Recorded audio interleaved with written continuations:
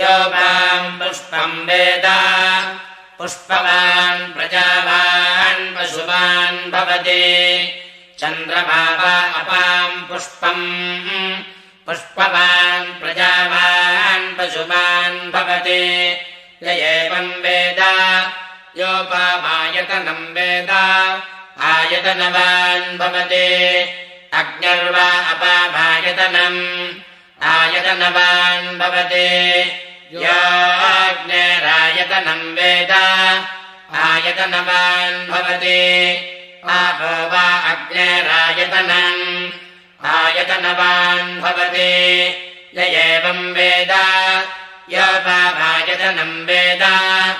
आयतनवान् भवति वायुर्वा अपामायतनम्